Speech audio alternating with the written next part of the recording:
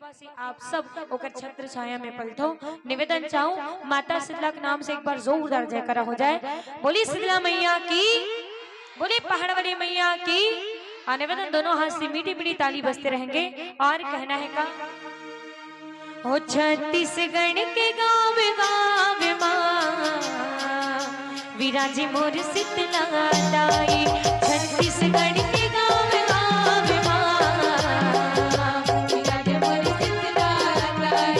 छत्तीसगढ़ के गाँव गाँव माँ विराजी मोर शीतला दाई। छत्तीसगढ़ के गाँव गाँव माँ विराजी मोर शीतला दाई।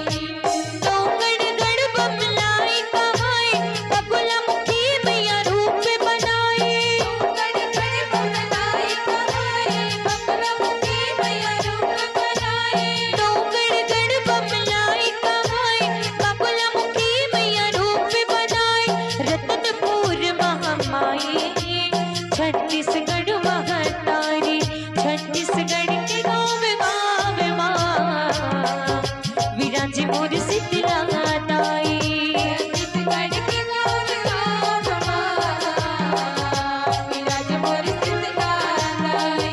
छत्तीसगढ़ के गाँव गाँव माँ विराजी मोर शीतला दाई। छत्तीसगढ़ के गाँव गाँव माँ विराजी मोर शीतला दाई। जयपुर राम की माँ बनजारी निकले हैं धरनी पूर के। निकले हैं धरनी पूर के। निकले हैं धरनी पूर के। झलमला माँ गंगा मैया के वर्षन पीरत जोर के। के वर्षन पीरत जोर के। के वर्षन पीरत जोर के। जयपुर राम की माँ बनजारी निकले हैं धरनी पूर के। निकले हैं धरनी पूर के। निकले हैं धरनी पूर के। झलमला माँ गंगा मैया के वर्षन पीरत जोर के। के वर्षन पीरत जोर के।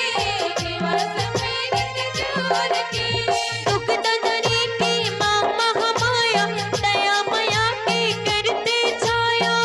दंदरी की माँ महामाया दया माया के करते छाया। दुख दंदरी की माँ महामाया दया माया के करते छाया।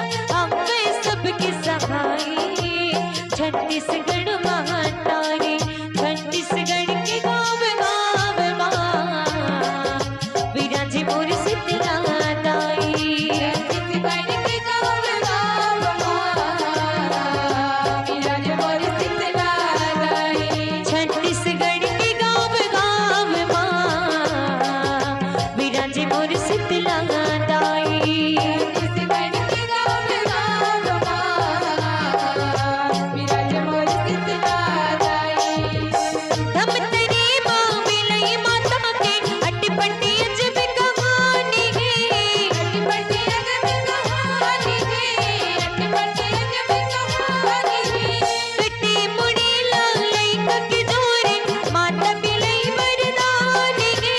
माता विलई मर्दानी है। माता विलई मर्दानी है।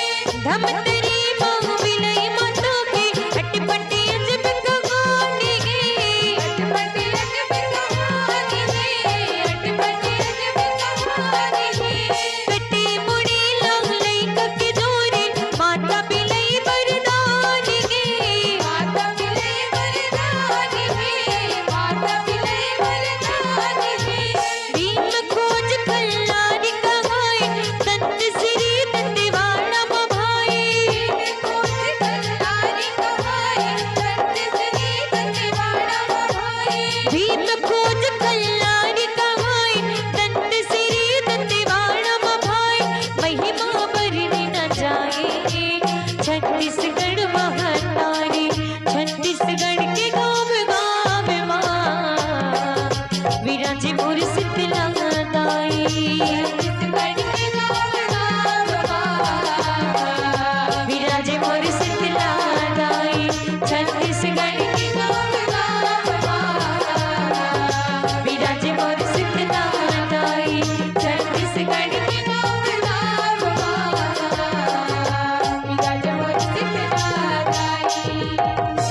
बोली छत्तीसगढ़ महतारी की, बोली दुर्गा मैया की।